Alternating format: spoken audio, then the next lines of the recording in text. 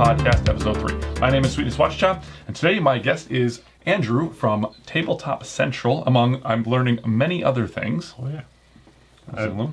Hello, everyone. I'm Andrew Stengele. I'm the operator of Tabletop Central, a gaming convention right here in this area where we're filming this, but I'm also involved in a lot of other board game activities that I'm sure we'll get into. Yeah. So, that's the meat of the episode. Actually, we're going to discuss a little bit, get your unique perspective on, putting on a board gaming convention, which I'm sure is a dream of a lot of gamers. We're going to spend most of the episode talking about that and a little bit about your board game publishing, I think, because that's something I've just learned about moments ago as well. And then that's going to be the bulk of the episode. We will have some questions that we'll answer from the mailbag.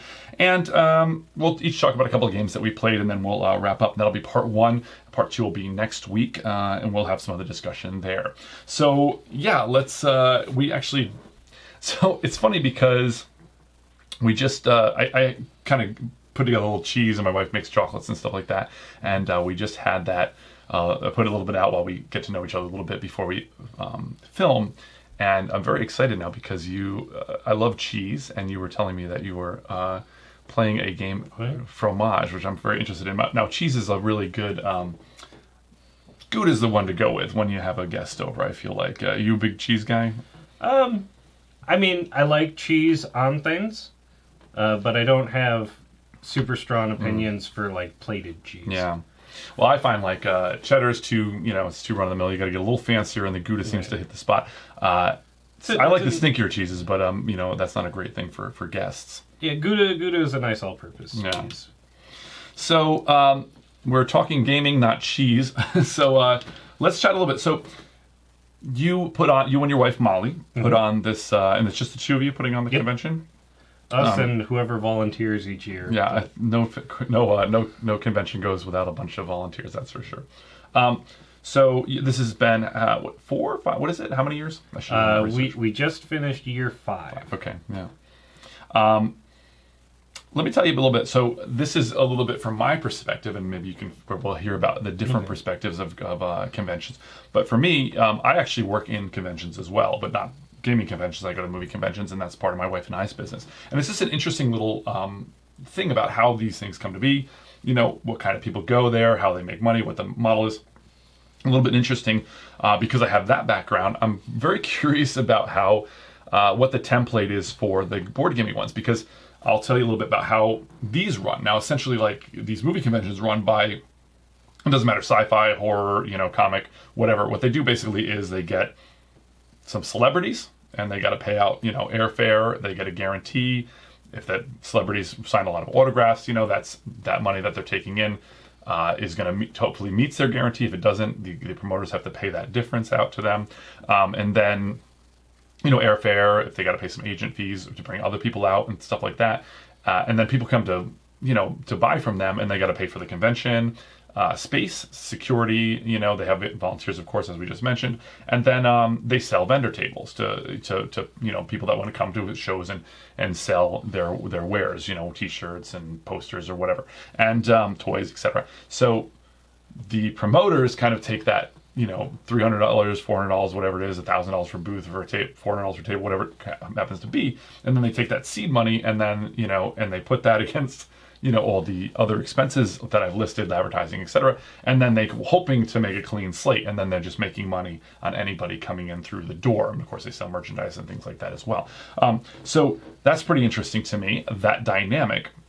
Mm-hmm. But your dynamic, I think, is very, very different, right? Because you have very few vendors, So most people do that because they're fans of the genres or whatever they pick. Their Star Trek convention, that's what they pick. And then some of them are fans of, or also want to make a living out of it. So I guess my first question really is like, I want to find out about the dynamics of how they differ from the ones I've just listed. But what's your motivation? Are you trying to, is it little trying to make a little money from it? Are you trying to just enjoy it? Is it a little bit of both? What's the thrust there?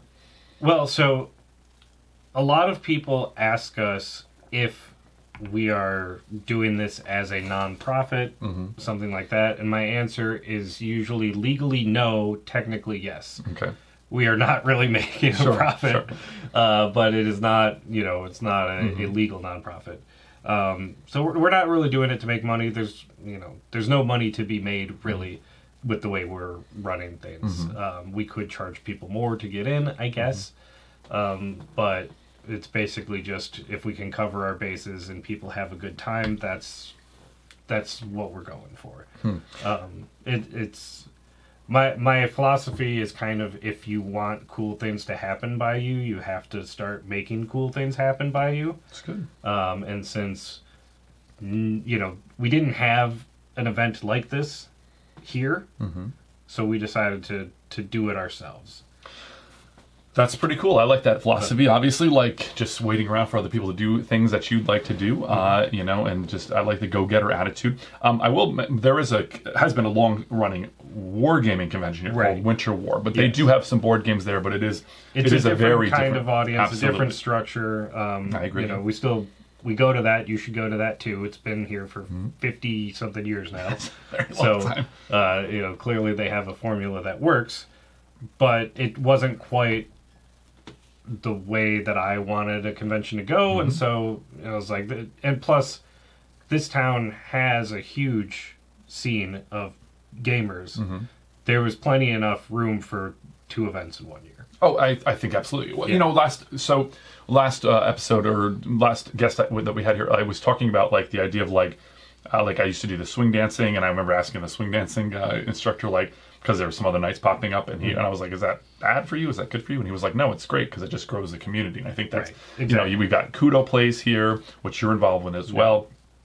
We've got your convention, and we've got the Winter War convention. So there's some activity, and we've got multiple game stores. There's usually 2. We've had a few. There was a time we had 3, then we had 2, then we had kind of 3 again, and then there's been a little ones popping up that have kind of gone 5 now. Do you think there is 5 now? Yeah. So depends on what you count as the game town. Store. Sure. Well, it depends on what you count as the game store and as the town. Sure. So I mean, gaming is absolutely in its like Magic the Gathering, Dungeons and Dragons, and board gaming are all at all-time highs. In fact, it's the greatest time in the world to be in history to be a nerd and to be into this kind of stuff because it's huge. I mean, it's absolutely like all these things are so massive now. So the structure essentially is, I know you have some vendors there, bringing in, but the ticket price is very low. It's like $25 for the full weekend. That was what it was last time. We'll see what the prices end up being for the 2025 edition. But yeah, we try to keep it as low as we can so that we can still pay back the space and the insurance and the other costs that go into it. But we don't want to price people out from coming because the whole point is to have people come and play games. So one of the things that I actually talked about your convention a little bit in one of the episodes that I did just had with Dan Dudley, and it's one of the things, like I'm not a big social gamer. I don't go to like meet people and stuff, and like I'm not a big convention goer for gaming and stuff. But I did go to your convention. I think in the years past I travel quite a bit, so I've not really been around on those weekends. Unfortunately, everything always seems to happen at once. But one of the things I like about it is it's, to me, I'm like when you go to a convention and it's like for Winter War, etc.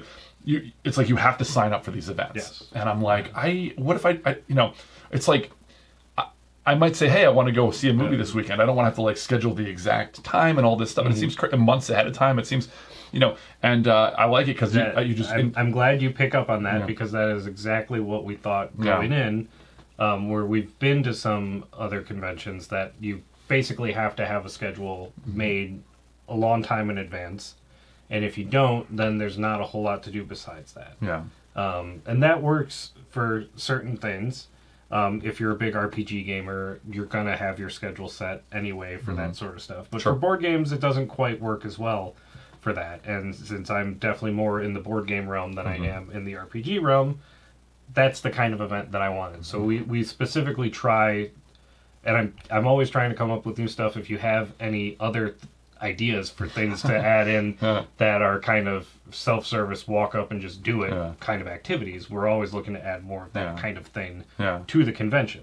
Well, you guys do have some activity. I mean, you have like some sort of you have a painting table. So there's a few things I would guess probably are very common at other conventions, right? Like painting table, you could paint the mini and go away with it. You've got like a silent auction. You've got a like a raffle, so people can put their raffle tickets and hope like Door prizes. Door prizes. Okay, is that what? If it's a raffle, it's a Yes, a legal term. So Okay, if it's not a interesting. raffle, you don't get any new tickets. You can't buy any new Interesting, tickets. it's a It's door not prize. gambling. It's door prize. Okay, so I asked. So this was something where I was like, I think I talked about as well when I was talking about going to your con. Was like, what's the strategy? What do you think the best strategy is? Do you put all your tickets in Star Wars Rebellion because it's because you like it and it's an expensive game, but probably a lot of people are going to do that. Or do you pick something, lesser known or lesser interest because you're guaranteed to get the game, or not guaranteed, but have a greater chance? I mean, probably the lesser known or the one that seems like less people have put stuff in it would be the better choice. If it was a thing where you could get more raffle tickets and you could really game the numbers, then maybe just put them all in one. But since it is kind of everybody gets the same amount, you have an equal chance as anybody else. So This is a little more personal or whatever, and you don't have to answer this, but I talk about a little bit the dynamic of the conventions I'm used to, which is sort of like, here's a seed money for vendor tables and things, and then that's set against the very high cost of having these celebrities come, because that's like massive, plane tickets and hotel rooms, per diems and all that. So you don't have that, and you only have a few vendors at your events. And I think I had contacted you, actually, I didn't tell you this, but I had contacted you because I was curious about me having a promotional table or whatever, and you had said to me that you wanted to incentivize the gaming or maximize the gaming in that space, and that vendors really weren't part of it. So how does that, because I think people are going to want to be interested in, if they wanted to put on, what are some of the expenses and what's the structure there? Yeah, so it will depend a lot on what type of convention you're doing and where you're doing it. A lot of the time you'll probably be renting out space at a hotel ballroom, which can incur a lot more cost than what we do. We are in a rec center, so it's just a big gym, and we've got an activity room off to the side. But so it's a lot cheaper up front that way. But we have to pay for event insurance, which is usually just built into the fee of a hotel space. But because this is a gym that doesn't always host events, they don't have insurance just already there as part of it.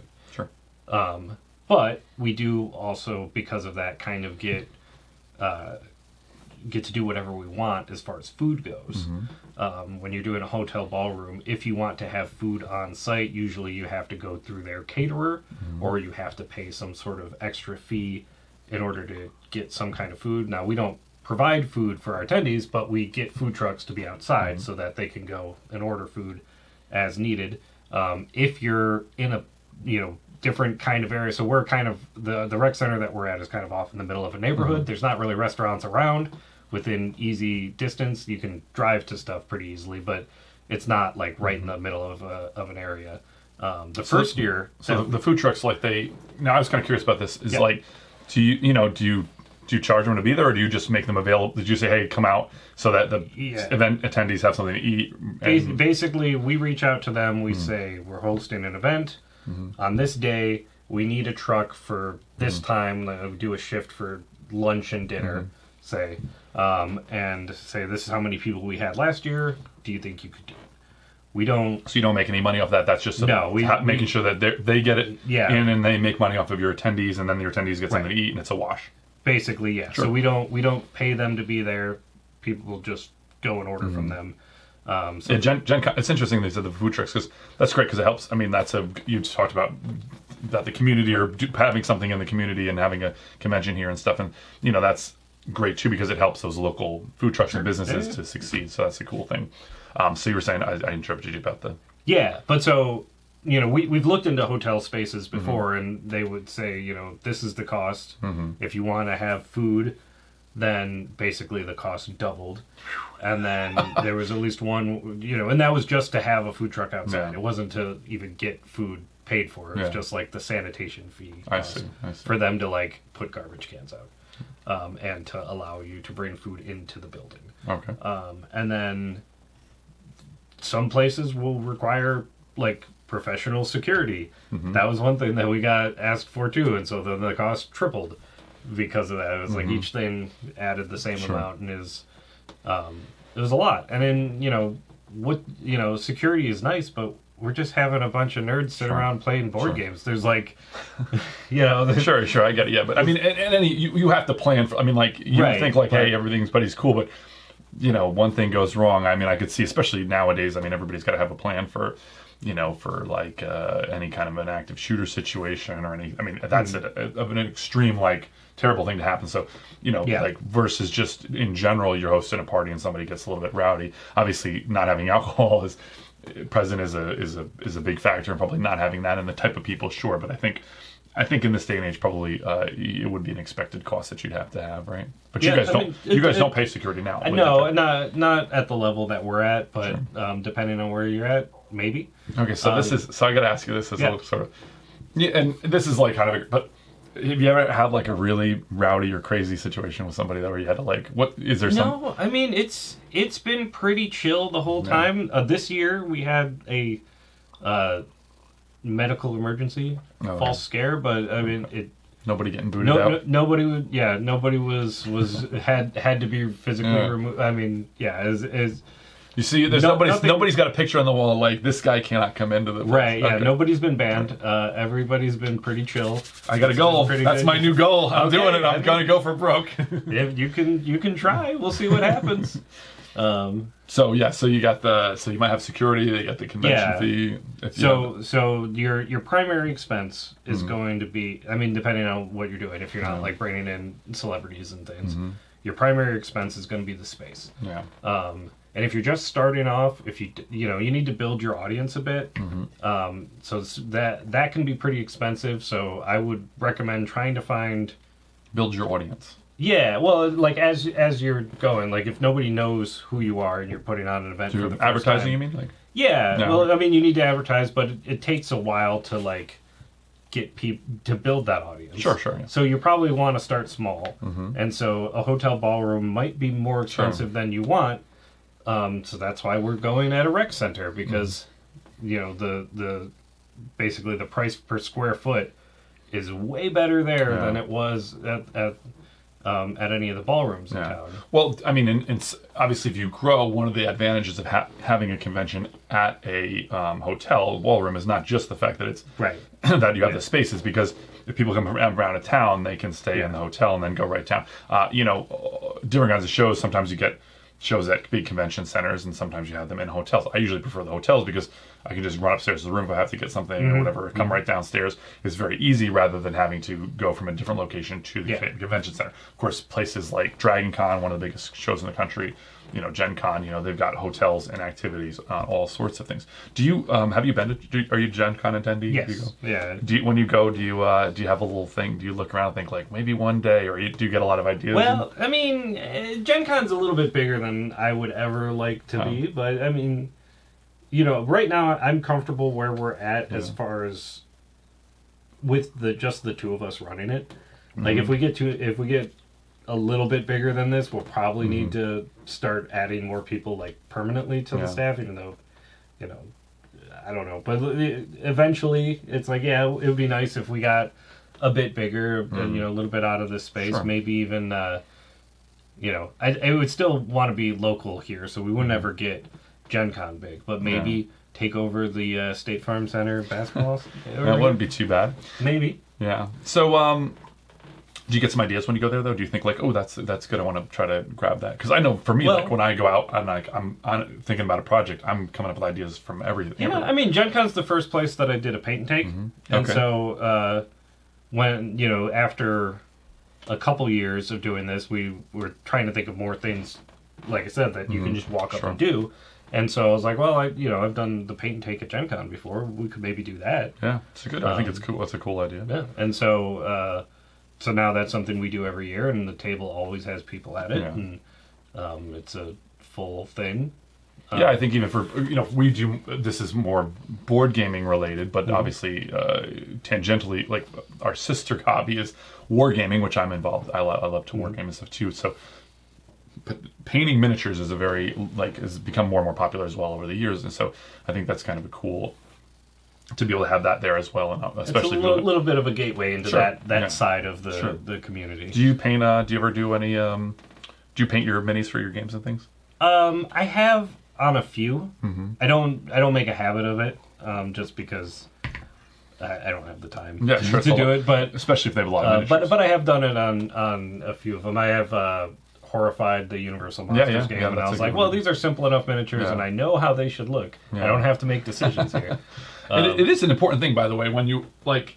If you do like Marvel characters or something like that, you're like, okay, I know what this character's supposed to look like. Right. Or if you go online and you find other people that have painted stuff like Descent, I would painted their stuff, and like having like that picture of that character and you can kind of reference, but not having to think about that stuff makes it a lot easier. I do like it. You mentioned Horrified.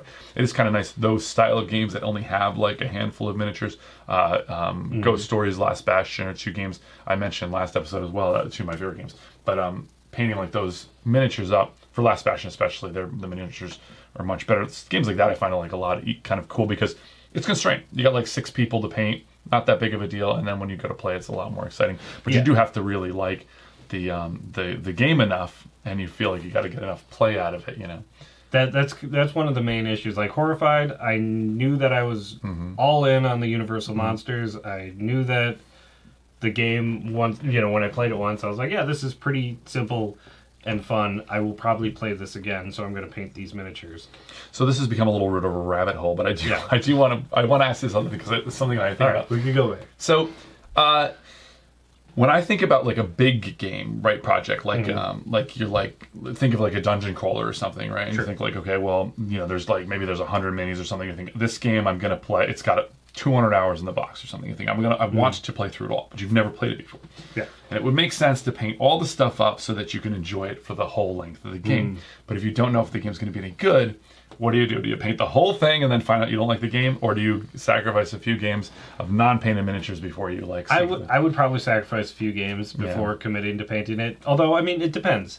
If the minis are cool and probably wouldn't be that difficult to paint, I might just do it for the fun of painting it, because there is, that's kind of its own activity. Absolutely. So even if the game isn't that good, you still have to paint the little miniatures. Yeah, I think like that's the thing. Like just to wrap up the rabbit hole here a little bit. Like I always think you have to enjoy the process of painting. You can't think like I got to get these done because I got to play the game, because that's crazy. But so getting back a little bit to the so you have the painting table that was circling back. So you like you took that Gen Con idea of the paint and take table. Yeah. I like the system you guys have for like you have your game library. You just go up, scan it, right? You scan your badge, and then you can just go play, right? And then we have a record of who's got the game, how long they've had the game. So there have been times when we've looked through the list and see, oh, this game has been checked out for a long time. That's interesting data. Then I can go and try to find the people and be like, are you still playing that game? And then I see. Turns out, no, it's just sitting in the box. I thought you meant, so but you also have data in terms of like what games are getting played the most. Yes. Yeah, we have, how many times things have been checked out. And, the library is just our personal collection.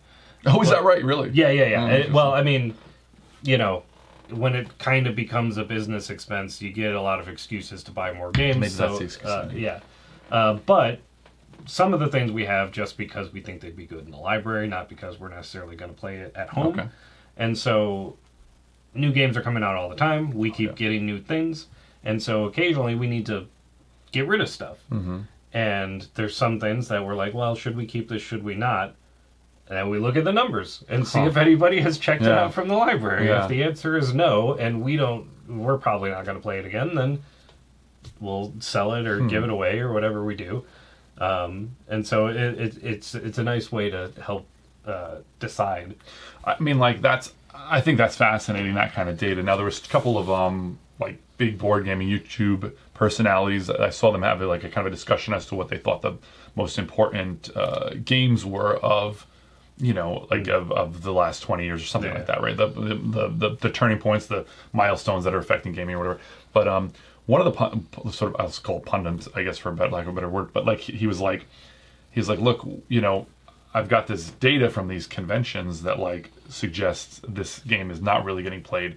How can it be that impactful? But I think it's kind of interesting too, though, because like their convention that they put on obviously is going to be in agreement with them more, because if you like that pundit, you're more likely to go to their convention, and then you're more likely to have similar kind of taste. But it is I find data like that fascinating. There is also a different setting, right? I have played Twilight Imperium a number of times. I would never check it out at a game library at a convention, because there goes the convention. Yeah, it's a whole huge game. But that's interesting. There's some stuff like that just it's good, but it's not necessarily good for a game library. So that game is interesting though, because like a lot of people, for those big games, like it's like that's their only opportunity to play something like that. Right. Like because people will say, hey, we're gonna come out to this convention, we'll play the big game and make a big deal of it, right? Rather than like, oh, I always have to push it off. We don't have the time to play Battlestar. But it might be good to have as a scheduled game on a sure, yeah, on the rather than checking it out rather than from the library. So yeah, like Battlestar Galactica. It's been run at our convention every year. It will be for every year to come. The same guy runs it every year, and if he doesn't, I will. Okay. Is that a big fan? Are you a big fan of the game? I do like Battlestar Galactica. That game has some die-hard fans. Have you played Unfathomable? No. I surprisingly no. I've not played the reprint or whatever. So it seems like people really did. That game was fairly well received, but it wasn't. Wasn't a huge like. Okay. So if you don't know, Battlestar Galactica is a really big, long, robust game about, which is based on Battlestar Galactica, the show, and it's about like traders and trying to hidden roles and things, and like, it's a very long game, and it has a number of expansions that kind of bloat it out, whether for good or ill, and so that license has lapsed. So Fantasy Flight reskinned it as Unfathomable, which is in the Cthulhu mythos in their Fantasy Flight like Lovecraftian line, so they can use a lot of that same artwork, etc., and it's familiar to people. Now, what's interesting to me is that like that game is like people do not talk about that like they do and be diehard fans of about Battlestar Galactica. But when I talk to people and say, hey, are you a big fan of Battlestar Galactica? They're like, not really. So it's strange to me. Isn't that a weird like? Well, I mean, yeah, Unfathomable it's kind of generic. Like, it exists in the same, as Arkham Horror, Eldritch Horror, whatever, all those games, yeah. So it kind of just blends in with the rest of them, whereas Battlestar Galactica, and part of the reason I love the game so much is because when it came out, the show was still on the air, and me and my friends who I played games with watched the show every week together, and then we would play the game. That's awesome. And so that's very cool. So it came out at the right time. If it came out now, I would still like it because the show is still great, and it's still a good game. But I probably wouldn't have played it 60 times or whatever. You think you played the game 60 times? I don't know. I mean, it's a long game. We played it a lot. What is it, 4 or 5 hours? Yeah, well, it depends on how you play it. I mean, we played it enough that we went through real quick. So we made 30-ish custom characters. Oh, really? Yeah. Well, like every time we're playing the game and a new character shows up on the show, you would make. We would make them. Them in the game.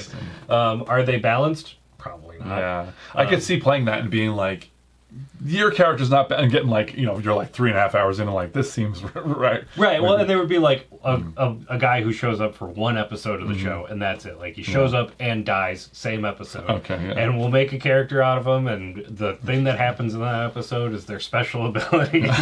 That's pretty cool. That's interesting. That's kind of a cool thing. We'll talk a little bit about your Kudo play stuff, but not too much, because our next guest is going to be very heavily involved in that.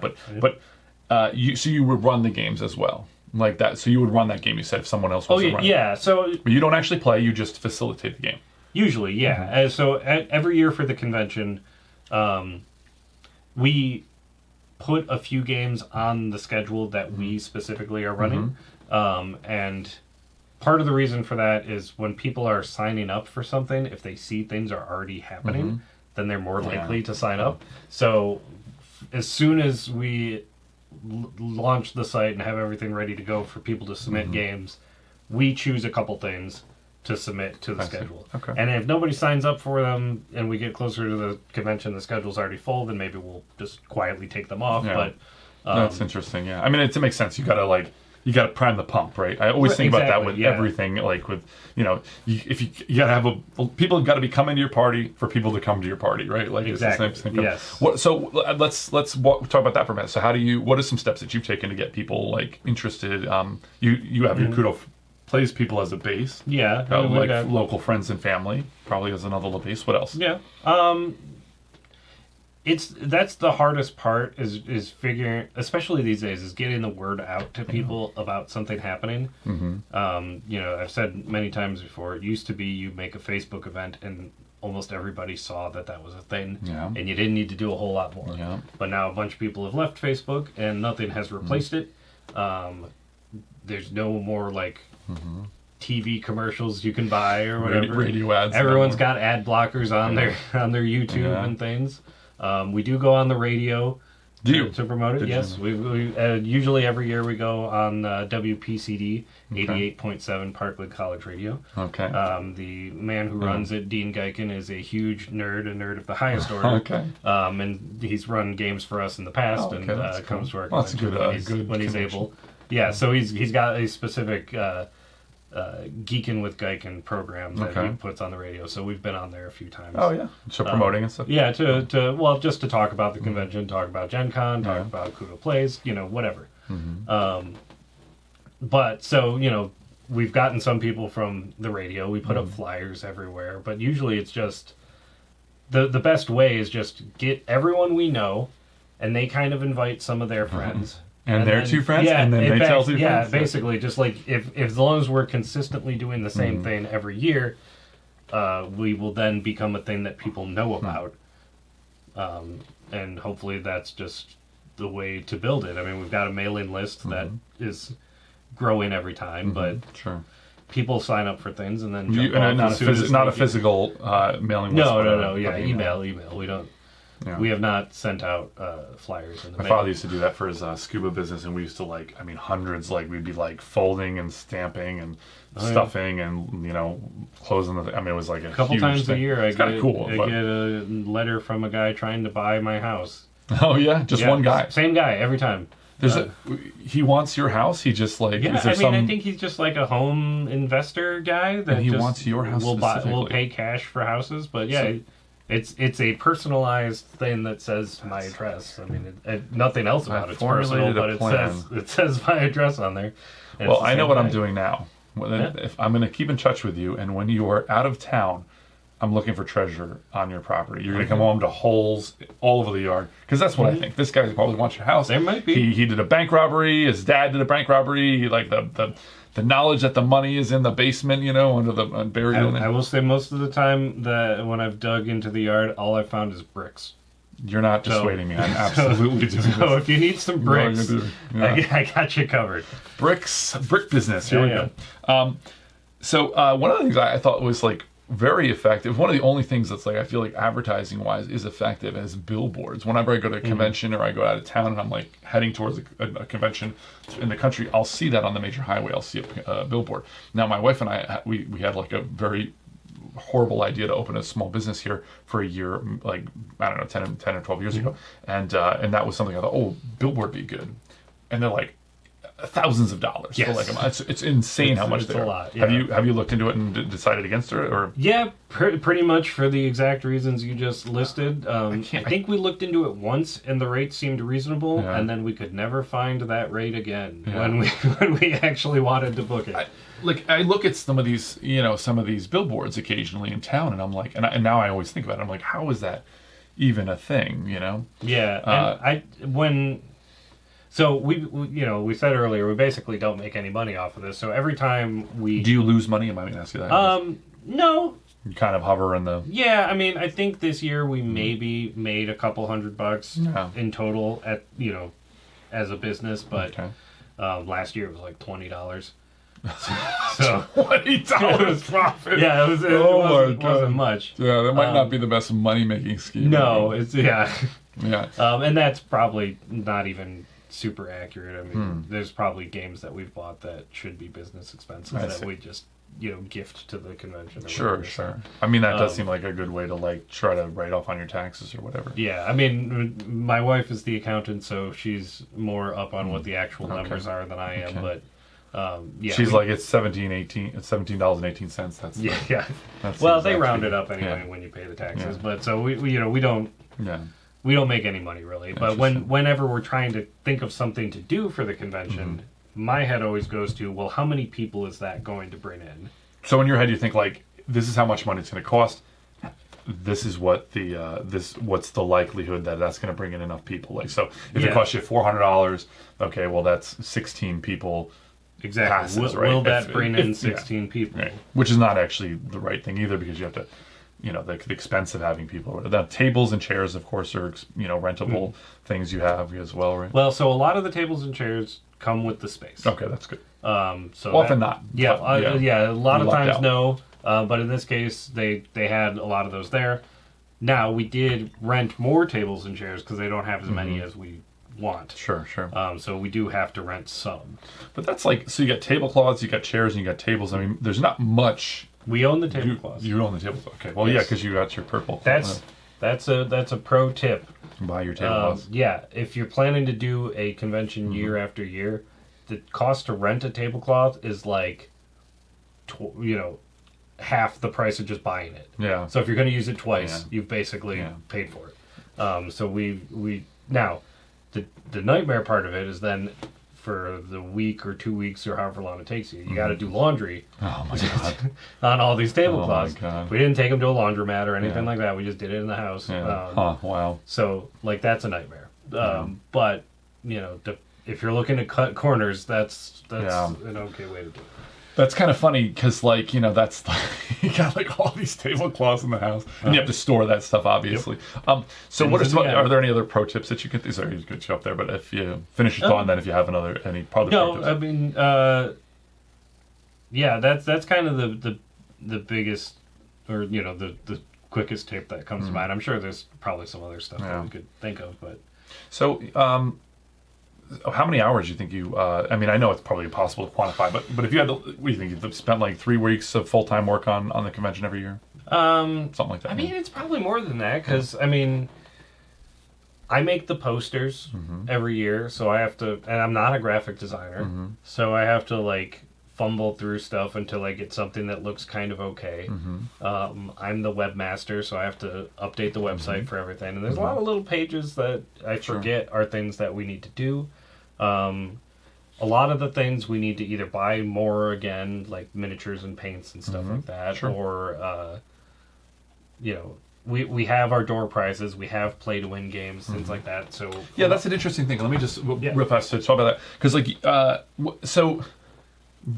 I'd never seen that before, and I remember seeing there was a game like a Botany or something, I think it was called. Gorgeous, I mean, absolutely gorgeous game, and I'm like, why is everybody playing this? I've never heard of this before. And it turns out that it's a play to win game. You play it, you check it out, and then whoever played, however many people played it, it gets not raffled. You said not raffled, but there's some. You're entered into very raffle-like situation you're that picks entered this into game. a drawing, but there's no money exchanging hands. Sure. So, but it's a drawing to win that game. Yeah, anyone who plays the game, when you check it out, you scan everybody's badges. Usually we just get one person who's checking it out, and we know they have it. But anyone who's playing the game, you scan that so they get entered into a drawing, and then at the end of each day, we give away some of them. Do you think that spurs a lot of people? I mean, obviously, people were playing that, but it's like, what's the goal there? Just so people feel like, hey, I can take this game home, and I'm more likely to play it. How do you pick those games? Like, so most or all of those games were donated to us, specifically for the purpose of it being in a play to win. From like friends or from businesses? No, from like, we had 3 games given to us by Stonemeyer Games. Oh, yeah. Specifically for the play to win. So you reached out to different publishers? And sometimes they reach out to us. Oh, really? Okay, cool. Yeah. That's cool. I mean, there's a lot of them. There's like a, so you've been to Gen Con. If you walk I've never been to Gen Con. You've never been to Gen Con. Okay, well then never mind.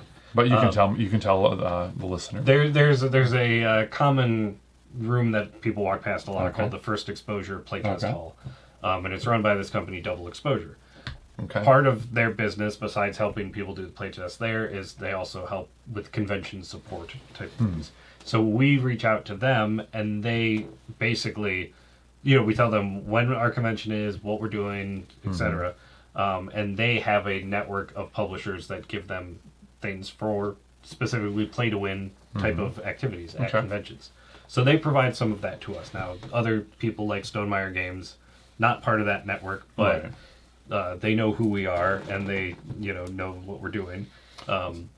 So in terms of like giving these free games away and stuff, I think it's so fascinating because like we talked about a little bit about numbers last episode. I always really interested in like you know, Stonemaier I mentioned had released their how much money they made or how many copies they sold on some of these games, and you know I think of this as such a small hobby, and like between that and like this pandemic numbers I mentioned last time, like just like the game sold numbers on Amazon, fascinating to me like that. I feel like it's like so much, it's way bigger than I saw this Oink Games. This is on Board Game Wire. Oink Games is now this is a little game that's I think it's just through Board Game Geek Store. I've only ever seen it there, and it doesn't seem like I've never seen anyone playing it or anybody talking about it really or anything. But it's Oink Games has printed more than 300,000 copies. Or excuse me, Oink Games is the publisher. Yeah. Deep Sea Adventure is this game that Oink Games has printed more than 300,000 copies of Deep Sea Adventure. Company announces new edition, and I'm like 300,000. That's a huge amount of these games. Deep Sea Adventure is in the library for Tabletop Central. Is that right? You can I get could play it. Yeah, Adventure. but I think about that as like you know it's a fairly niche marketplace because I don't believe they sell it elsewhere. I think it's just is that right? Oink Games is no. Just I mean they sell other places. So Oink Games specifically makes tiny box games.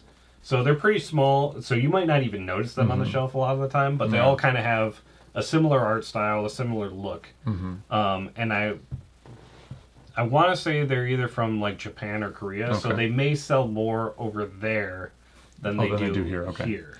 But they are somewhat popular for making, you know, pretty decent games that aren't super heavy, fit in a tiny box, easy to pick up and carry around and drop on a table.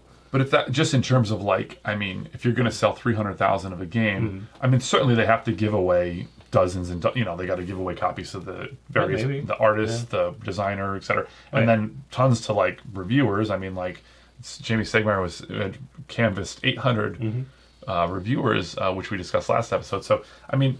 But, you know, if you give away 1,000 copies to various reviewers and conventions and things to kind of prime that pump we were talking about, it doesn't seem really like it seems like an interesting, like, if you're going to put on a convention, reach out to some publishers to see if they'll, because if, you know, like, if any one of those people says, hey, I actually really liked Botany and now they're going to go buy it, that seems like a pretty good, well, so you know, everybody wins, right? They put out a copy, they'll make more sales, somebody will come away with that game, and anybody that's at the convention can get a chance to play it. It sounds like that was one that I think they reached out to us. Interesting. So Stonemaier Games is a big supporter of Play to Win games. That's a different company. But Stonemaier has a list that they maintain of conventions that have a Play to Win section. And so you can look it up if you want to, and you can find out like here's all the conventions you put, when the convention is, how many people you have, where it's at, and you know contact information. And so people sometimes will reach out through that. Other times there's another part of the spreadsheet that has like companies that like Play to Win, and so their contact information is there if you wanted to reach out to them directly. Because not every company does this. It's one avenue to advertise your stuff, but some smaller people don't have the resources. You know, smaller companies don't have the resources to give away copies to build an audience, and other companies just aren't as interested in doing it. But it certainly seems like a good resource. Yeah, I mean it's I think it's pretty good, and you know afterward, when the convention's over, everyone that gave us stuff, we give them whatever data we can on who checked it out and how long. Interesting. You know. Oh, so they get a little bit of feedback. Played it. Yeah, we try to give them something in return because mostly it's just, hey, here's a free thing. Sure. Okay, let me ask. So you mentioned how many people played the data and stuff. So what were the top like 2 or 3 games that got checked out in the library? Because that's most of the people are checking out those games. You have some scheduled games, as we said, but Yeah, and we have the schedule list, and then we have our normal library and our Play to Win library. Okay. The Play to Win stuff definitely is the stuff that gets checked out most often. Okay, but other than that, I guess I say, well, just the general library. What's the biggest... It's a good question. I know the answer is you don't know. Yeah, I don't know. I like, if you had asked me the day of the convention, I would tell you, probably. Like, I've seen this one out a lot. Yeah, interesting. But you have the hard data. I'm very curious. Yeah, we have the data. I can go back and look maybe I'll put it on the screen here if you send it to me. So yeah, that's pretty interesting. So we just talked about kind of like you said, weeks and weeks worth of work, that you're working on this over the year. There was a very interesting, like, and this is again relating it, not to relate it back to what I'm familiar with in terms of the movie conventions and things, but the amount. So we're experiencing in the States right now some pretty major hurricanes, one right after another here, and there's a convention down in Florida that has just been canceled. And that's costing that promoter, I think, probably, if I had to guess, a couple $100,000. And this happened probably 2015 or 16. So remember, we brought our little kitty, was a kitten when we brought him down there. We traveled with him. The promoter had to essentially redo the show a couple months later, and people were very demanding the money come back and demanding, like, hey, pay me my, refund my ticket and all this, and and I don't think normal people realize, just how much work goes in. And not only did they have to plan this whole event, because people were really rude online and they were just like, give me my, they're really mad. And it's like, I can imagine spending months and months to set an event up, dumping a couple $100,000 into this event, and then you have to not only undo it, then you have to plan another replacement, and you're taking this massive loss that probably will take you 10 years to recover from. And people were really like, in general, I think that's just a little PSA. Hey, you should always be kind anyway, to people and stuff. But people that are putting on shows often are doing it either for free or we can't control the weather. Yeah, it's kind of here we don't have. Here we don't have to worry about it as much. Fingers crossed. I think probably, but it's kind of an interesting thing. So just to cap off our conversation, is there anything else that you find like kind of interesting, like that any interesting funny stories? You gotta have some. What do you tell at the dinner party that you do when you want to bring up your convention? Any good stories about that? No, I usually just, people come, people play games. Yeah. We, I feel like this year we got a lot of compliments more than usual. Yeah. Which is always nice. Yeah. But most of the time I'm just there saying, "Hey, how's it going? Here's your badge." Just checking people in. So yeah, I don't really walk around. I try to walk around and check in with people, but I don't get to play the games. I don't get it as much. Yeah. Maybe when I'm running a game, but usually I try to run something that, worst case scenario, I can get up and walk away, and it'll run itself after a short period of time. I think that's the whole thing. That's not for me. That whole we talked about the play testing. We chatted a little off camera about play testing things and Kudo plays and stuff, and I'm like, no way, that's not for me. There's a lot of people that do enjoy that aspect. I think we're going to cover a couple of questions, and then I think we'll have to maybe talk about your publisher stuff on it. Maybe you'll come back for a future episode. Yeah. But I'm curious about. Well, let's touch on just maybe a little bit. Just in general, you published a few games as a small. Yeah. So we did a couple of games. Now this was back 2013, maybe 2014. So it's been a while, but it was basically kind of right at the beginning of Kickstarter being a big thing for board games. And you Kickstarted your game? Yes. So what's the name of the company, first of all? So our company is Forced Perspective Entertainment, because I started it by doing freelance video and film stuff. Okay. Now, for short, FPE Games. And that's still the legal entity that the convention is run under. Yeah, I noticed that. That's funny because the dots are connected. Yeah. Okay. So that's where that comes from. I mean, we've talked about rebranding because the URL is too long. Okay. But we haven't done it, so that's what we're at for now.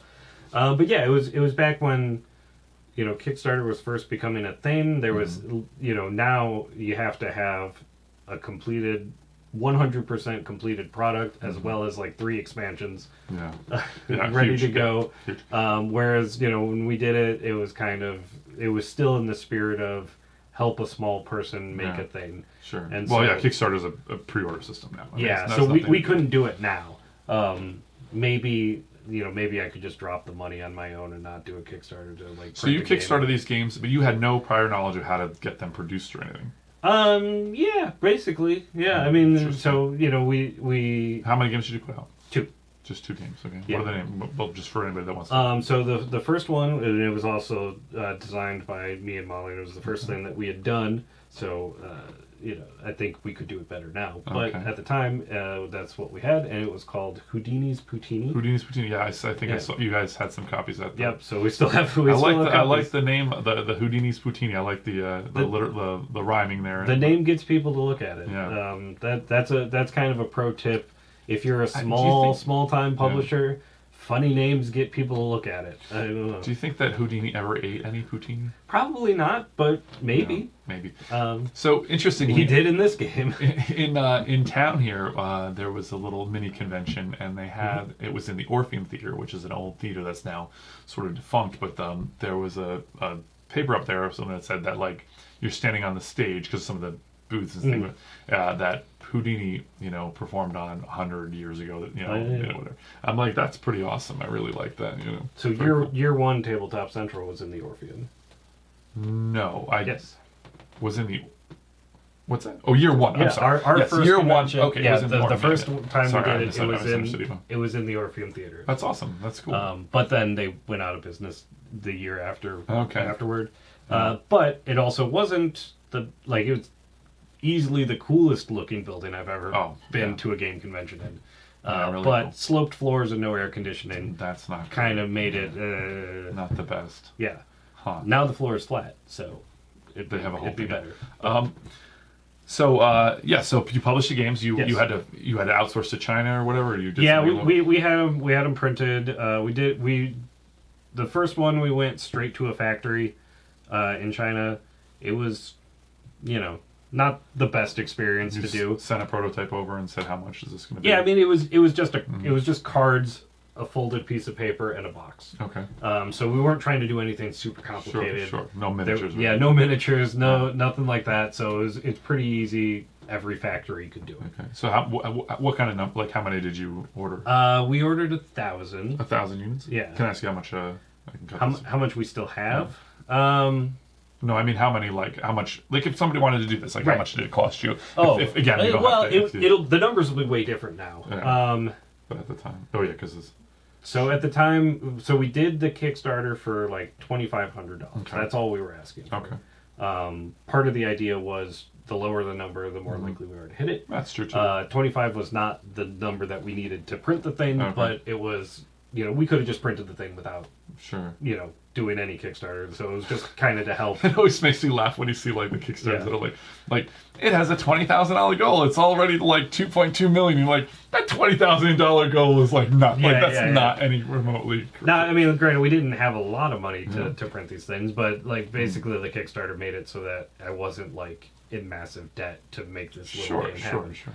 And this is one I figured we could get a decent amount of money just from the novelty of us doing it with friends and family and stuff like that. And then, we have some people that just heard about it and was like, oh, that's neat.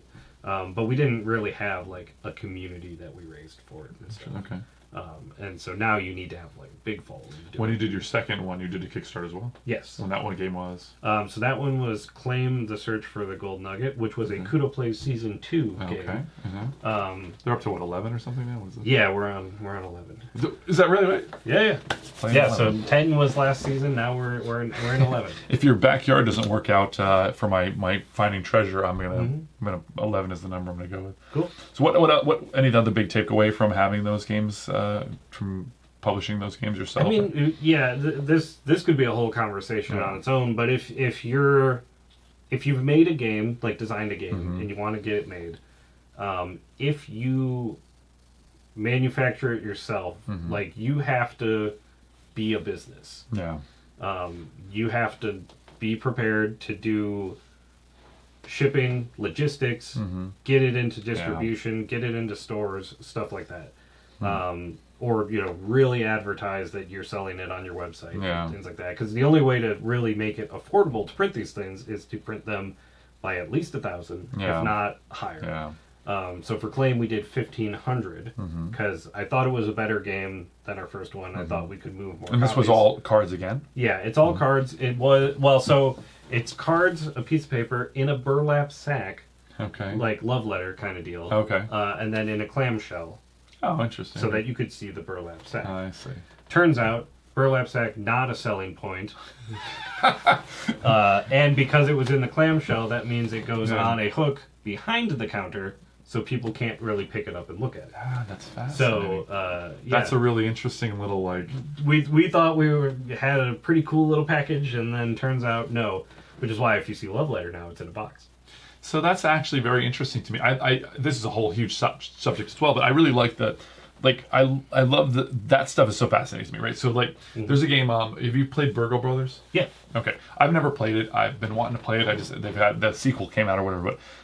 They're on, like, number 3 now. Is it 3 now? Yeah. Okay. So they have the box is tiny, and I think everything's kind of jammed in there. It's a very small box. And I know as gamers we get annoyed when, like, we get some huge box. I'm thinking of, like, a Xeno Shift. I think that's the name of the Cool Mini or Not. It's like this overly huge box. I'm like, I don't want this on my shelf. It's too big, and there's nothing in the box. It's empty. I remember chatting with a friend of mine, and he was like, oh, we kind of linked up on this idea of like overly large boxes, but I was like, hey, what about this? And he's like, it seems like overpriced. And I was like, is it though? Because if that was in a bigger box, you wouldn't think about that. It's such a like.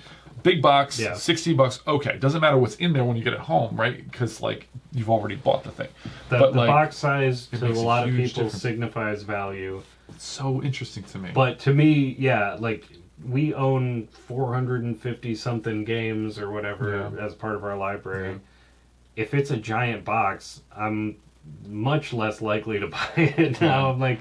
I'll see something and be like, this looks like makes a decent game in a tiny box. I could squeeze this in a shelf. That's so fascinating that it was in a clamshell on a hook, and that like is a huge detractor. Now we didn't get it in a lot of stores either, so it's not like we have still a whole lot of data on it. But that's my theory at least. Is it wasn't where people could pick it up and look at it because it's relatively tiny. They could shove it in a pocket and leave, and no one would notice. The whole game is designed to fit in a pocket. And that was kind of the short filler thing to begin with. So So that's you've done multiple things that that board gaming fans always want to do, which is design a game, get it published, put on your own board gaming convention. Like those are all big things that like gamers want to do, and you've accomplished all of those things. Well, I fumbled through all of those things. Well, you must have not done too terribly on Houdini's Poutini. And while I'm saying that, it makes me think of the Jawas. Houdini's Poutini. Yeah. No, we still have hundreds of copies in my house. But still, I mean, it must not have been such a like. So I just mentioned my wife and I climbing on them, opening that little shop for a year, and I'm like, it was expensive. It was a terrible idea, and I'm never doing it again. But for you had a second game done, so you obviously like were going forward with it. Yeah, I mean, so we like I said, we did the Kickstarter to basically raise enough money that it washed out the production. So now we have a bunch of copies that we can sell here and there. We only sell a couple a year, partly because I'm not pushing them hard. I could probably sell a few more if I was like really trying to. But now, we give them out as prizes and things like that. Sure. All right, let's go to questions now. We've got a couple of questions from no specific questions for you, but we have some. I did put it up there, I was hoping that we'd get some people interested in the expertise of your putting on a convention. But Mara says, do you have any hacks for learning the rules to a new game quickly if you're someone who hates reading the instructions? Well, you got any thoughts on that? Yeah, I mean, there's a few different things. One, there's lots of how to play videos online. So if you don't want to read the rules, usually somebody has a video already that tells you how to play it. A lot of time, the publisher makes one themselves. So that's one way. Another way is usually, unless you're playing a solo game, somebody else might be able to read the rule book for you. Or three, if you come across a game day or a convention or something like that where the game that you want to play is being run, then you can go and do that. Yeah. Yeah, there's a lot of resources now. Those are that's a really great set. Yeah. There's so much on the internet. There's like thousands of people talking about games online. That's a good way. My thing was I would watch some kind of a review or some kind of a tutorial, and then I generally read the rule book. And but it sounds like they don't want to do that. But yeah, being able to watch a thing online. Simpler games can be 10 or 15 minutes, but longer games, of course, are much, much longer. But if you have a game group, generally, like people to play with, like I used to think, like I used to buy games, and then there was one person in the group that never bought any games ever, so they didn't have to financially support that. They didn't have to learn the games, anything like that. However, they didn't really get a choice in what games were being brought and played and stuff. So I think you find your niche in a group, and you don't like to learn the rules. There's probably someone in the group that will. Right. Well, and even if you find somebody who knows the game but isn't necessarily going to teach you the game, they can at least tell you a little bit of what it's like. And most of the time, it's like this game, but with a little bit of a difference. And once you already know that it's like this game that I already have and understand, then it's less daunting to read the rules, because then you're just mostly looking for what's different. Yeah, and that can get gamers in trouble though, because like if you have you're like, oh, this is like a drafting game, and you just like you think and it has some wrinkle, and then you do it wrong. That's a little hubris. That it could get you in trouble, but at least gets you started. This one's not so much a question as it is a comment, but I thought it was kind of interesting. Jeremy says, I always like playing board games, but unfortunately I never have anyone to play with. And that's kind of an interesting thing. I just did a video recently about is gaming for you? I don't know, 6 months ago probably now, so not so recent, but it's a social hobby.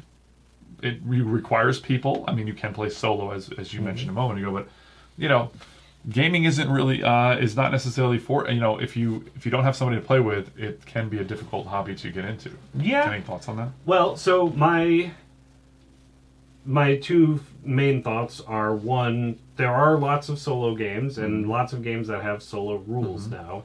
That's becoming much more common, that even if a game is not designed to be a solo game, they have a separate design for that game for solo rules.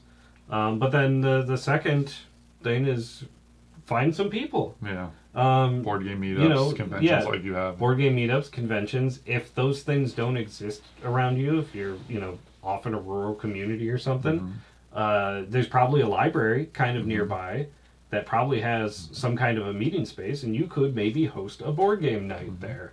Or Meetup is another big one. It used to be big. Or a local bar, sometimes people, coffee shops, things like that. It might not be the thing that you want, personally as your thing, but as I said at the beginning of this episode, if you want cool things to happen around you have to do cool things. Yeah, to stop waiting for... There's a girl I knew that for a while. She was like, you guys... Because we always used to do a lot of... Back home from New York, we used to do stuff all the time like that. We'd put on things, and she's like, you guys should do a improv night. And I'm like, you should do the improv night. If you keep bringing that up, maybe that's something for... So I think, yes, you have to make it happen, as you have... You seem like you and your wife very, very good team. Either that, or if you know somebody who's more social than you that might be better at actually hosting it, just poke them a bunch and say, hey, this would be really cool if you did this. I don't think I could do it, but I think you should do it.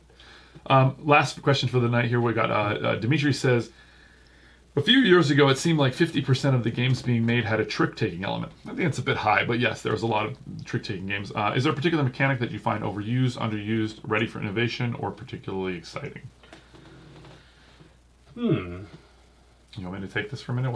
If you've got something coming to mind. I think in general, the board gaming industry does like to get into its trends, and trick taking is a very, I know that the question isn't specifically about trick, but that's something that is very approachable for a lot of people that they're used to playing games with decks of cards, right? And so that's a good mechanism, and it also, as you mentioned with your Poutini, that's a kind of game where inexpensive with just cards, right? It's less expensive, and so you can see why that's attractive. But the board gaming industry in general is like going to the movies and stuff. They find some trends. There's a mechanism that that is popular, or they want that people are kind of playing. Like polyominoes are very popular for a while. One trend that happened recently, of games, I found was way overused, and I was excited to see a new Cascadia, and then it was like roll and write, and I'm like, I was just thinking roll and writes that's the one. Do you like roll and write games? They're fine. Yeah, I'm not a big fan of them, and it seems like they flooded the marketplace with them. Yeah, that was the biggest trend recently that I can think of. Now maybe bag builders or something that's kind of still there's not a ton of that. Yeah, for sure. it's not quite the same. So I think that like in general, like one reason I think that from a marketing standpoint this happens, and I don't know, I'm just this is just my take, is that like you get a big game like you get a big like Orleans was a very popular game, right? And then they're thinking, hey, here's Orleans roll and write. Here's Orleans the card game. It's like ways to keep it's just the same thing as movies where like they're like, hey, Star Wars is selling, we're gonna just keep making Star Wars movies. Yeah. Marvel is selling, so it has brand recognition, a built-in audience, people that are gonna go. So if you think, oh, I like Orleans, or I like Castles of Burgundy, I'll buy the card game version, I'll buy the dice card game version, dice version, and now they've discovered this new roll and write thing, right, where they can really milk those franchises and have a built-in audience. But also it does help you somewhat as a consumer, because you're like, well, this has share some commonalities, making it easier to learn, making it more approachable, maybe so you understand a little better. But anything you think is overused other than? Yeah, I mean, right now I don't know what would be the overused. Yeah, I mean, it all goes in cycles, and same thing with movies and stuff. We're kind of in the post superhero phase, and before the superheroes, it was zombies for everything. Oh my god, it was everything. Yes. And so like it's the same thing with board games. There was Dominion came out, and then there was a bunch of deck builders, and then the roll and writes. One game does it well, and then a bunch of games all at the same time. A bunch of designers all at the same time go, well, maybe I could use that. Yeah. Yeah, I don't know what the next trend is going to be, though. I mean, well, the thing is that ready for innovation is one of the last things it says here. And, it's fascinating to me because like you can't have too much innovation in board gaming. Like you want that next new thing. Like so, Dominion can come out and be a deck builder, and it's very simple. That game is very simple. And if they wanted to make one of these new hybrid games that has deck building and all these other elements, you can't. You have to start generally with something somewhat relatable, not too crazy. And if you even if you have a design, there was a game a few years ago, I can't remember now, but there was something where it was like they had planned this whole game and they said, no, it's too innovative, and so they split it into a game and a expansion. So innovation is kind of interesting, where like it's got to be somewhat recognizable, not too crazy, and that's kind of another interesting thing to me. Well, and that brings us slightly back to the point I was making before about if you don't know the rules, but it's kind of like this game. Absolutely, yeah. Then it's like, okay, it's like this, but with this. And so you have a familiarity, a starting point, at least to understand what it was. Like, I think the first time I read through the rules for a worker placement game, it did not stick in my brain. That's interesting. Until I played it, and then I was like, oh, okay. And then I started to notice a bunch of other games were worker placement games, and instantly I was like, okay, I understand how this functions as a mechanic. Yeah, that's probably my favorite mechanism. If you have a question, down below there's an email you can send it in, and we'll be happy to answer it. Now we're gonna finish out the episode. Going to talk about a couple games each. You wanna start us off here? Sure. I mean, I guess what do you want to talk about? Well, you had mentioned I'm very curious about this fromage game. Yes. I'm I love themes that are like that are different, that I'm interested in, that are not just the same kind of themes. Well, I love cheese. So. It's a cheese making worker placement game. So let's firstly, because you have some history to this game. Yeah, a little bit. So it is a somewhat local game. So R2I Games is the publisher. They are now, it's a two-person company, and they're now split. One guy's in Chicago, one guy is now in Texas, but he used to live in Champaign until moving to Texas. So when they were working on Fromage, he lived here. And so I would playtest the game with him, either at his house or at an event or something like that.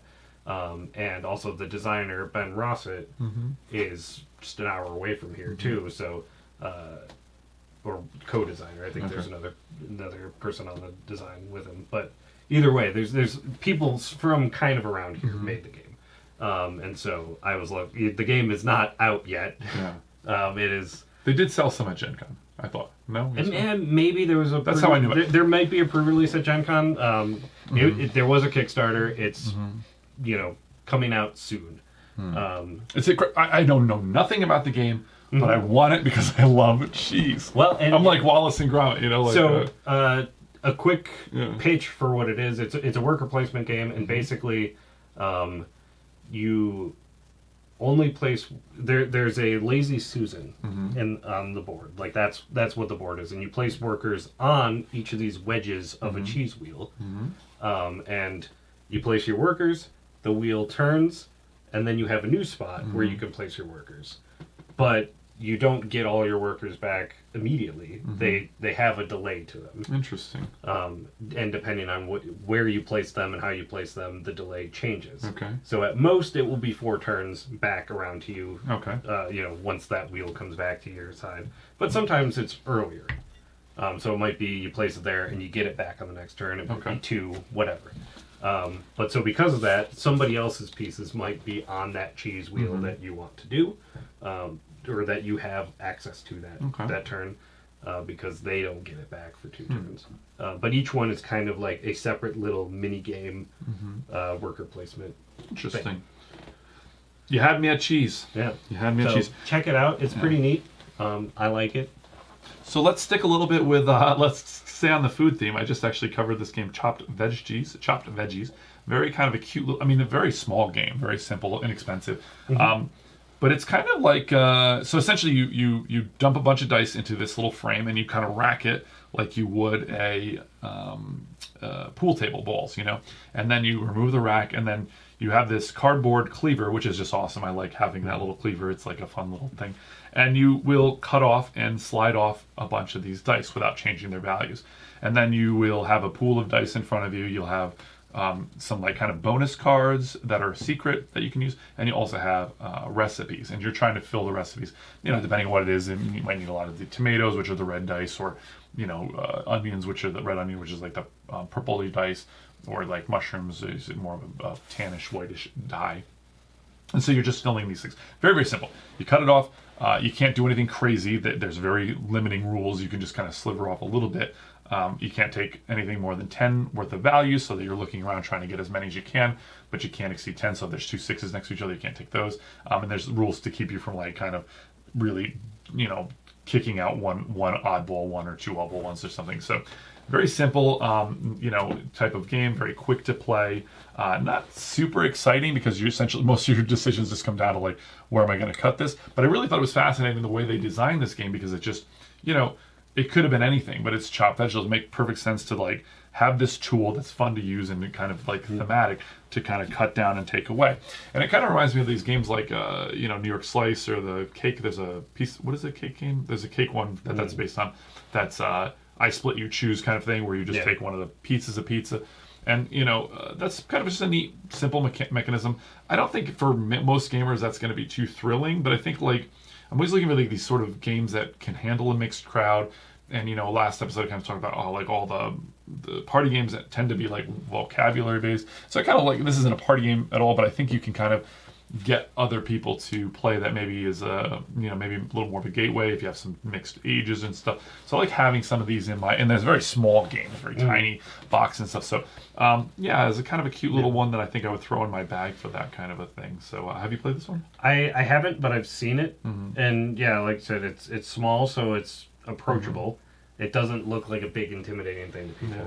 Yeah. And having the little cleaver is like, even if they're not interested in their plan, they're just like, oh, look at this. Yeah, I love that little cleaver. Maybe one of my favorite little useful game items that you can do. You got something else here? Over the weekend, I finally got around to playing Heat, the car racing game.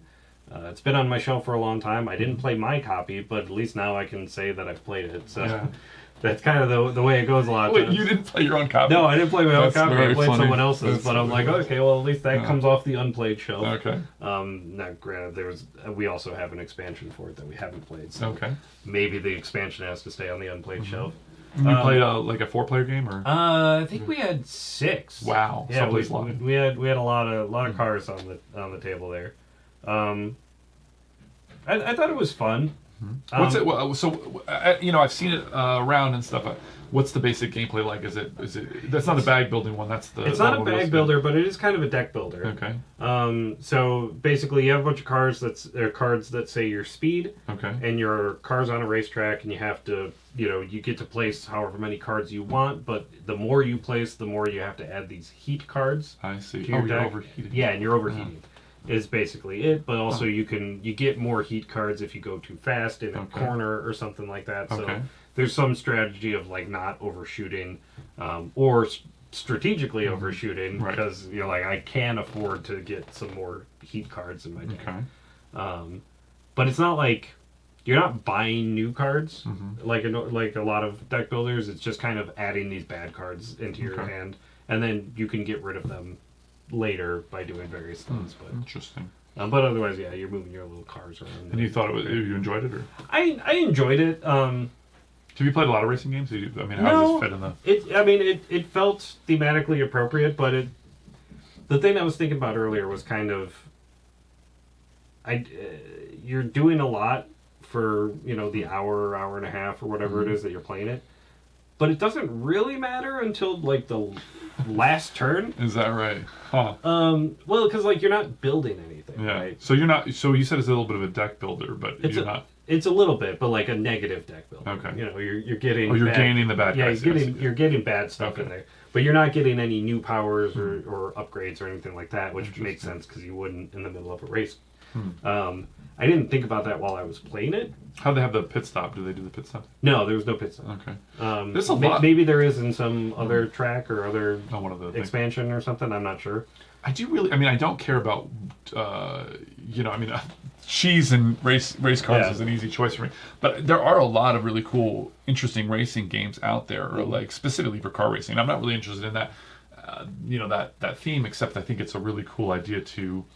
I like these like making things bigger or whatever, and you can do like seasons. So I have a Formula Day, and I think they have different maps you can buy and stuff for different races. And I think it's kind of a cool idea to kind of a season where you kind of keep track of everybody's progress through the season, and you try different tracks because the same mechanisms are going to be in the next game, and so you just trying these different tracks, and it's like a fun little get together. You could play over months or whatever. I don't know. There's not a lot of baseball games or. There's a few, but not very many. But like, that seems like you could do the same kind of thing. Baseball highlights, something or another. Yeah, like 20. There's like a futuristic one. What do you do? You think this one is one that you could do that? Does it have a lot of different maps? Yeah, I think so. We only played the one race, but there were several maps in there, and I think every time they release an expansion, there's new maps added to it. Do you think it'd be fun to play this like as a season of something like? It could, yeah. Like if you'd have to. I don't know what you would carry over from game to game. Like you change the starting positions, based on that. But I don't even mean you need to carry it over. But like, is it enjoyable enough? You think you could play? Because you could just the next race is just the next race, right? Yeah, it's certainly popular enough with people. There was just kind of the thing that I was thinking about earlier, as like a designer mind. It's like, well, what are you doing most of the time? Yeah. Like I said, I didn't think about that while I was playing the game. I just had fun, and I guess that's the most important part of a design is just to do that. But you didn't feel. But afterward, I was like, well, did anything I did the first lap matter? And the answer is kind of. I guess like I kind of put myself in a worse position by getting heat early on, but like. Also, as a racing game seems like, and you're not building or getting like for an hour and a half, although for 6 people. Yeah, there was like 6 people, and we were learning the rules, so I don't know exactly how long it took, but it seems like a bit overly long. I generally think like games like that, and how much randomness is in there, just what you draw. Basically just what cards you draw. There's not much randomness. There's no dice. There's nothing. Interesting. I think probably the biggest racing games. Heat is very popular. Heat. Formula Day was probably the most popular one for years, and then automobiles was pretty popular as well. I know there's been a number of them over the years, but there's been other things like pitch car and stuff like that, and other racing style games like Lewis and Clark and Camel Cup or Camel Up, whatever they call it now. There's It's one or the other. But racing is an interesting mechanism. But yeah, it's camel up because the camel cup is a trademarked thing that they can't use. I thought they changed the name for that though. That game. No, they just stylized it so that it looks like that's what it says. Right? Just making That's the a little C naughty. Extra big. That's like when you go to the video store and they've got like they've got like the knockoff movie with almost the same poster next to it. And, exactly. And they want you to accidentally take that one. That's pretty funny. I've actually never played Camel Cup either. Atlantic Rim or Terminator, Transform, that sort of stuff. Terminated or whatever, I'll cover one more game, and I'll just do one of the smaller ones here because we're kind of coming up on time here. But Word Traveler was one. Speaking of party games and stuff, I quite enjoyed. It is vocabulary based somewhat, but essentially it's cooperative, which is kind of nice sometimes for a party-ish game. And you have a number of cards, and each side of the card is like noisy, and then the other side will say not noisy. So every single card has some sort of adjective and the not version of it on the back of the card. And so everybody starts in in the center of the map, and you can pick from one of 4 boards. So it's kind of cool because there's like China, there's New York, there's London, and Paris. So essentially you will play a different version of which, so there's different landmarks and places all around the board. And what you're essentially trying to do is trying to get people to move to each of the locations and stop. And so you'll kind of put this tableau, and you can use all your cards, you can use some of them, and that's all open information. So people say, well, we would have used noisy for this, for this one, if this is the one they wanted to go on. And you're essentially kind of moving around the board, moving their figure and stopping it in various places. So everybody kind of together at the same time, and that's kind of nice too. I like it when there's games where everybody's kind of doing something at once. You're putting this tableau down and you're saying, this is the first stop is here, and you put a direction, and then the next stop, and so on. So you have 4 and then 5 stops.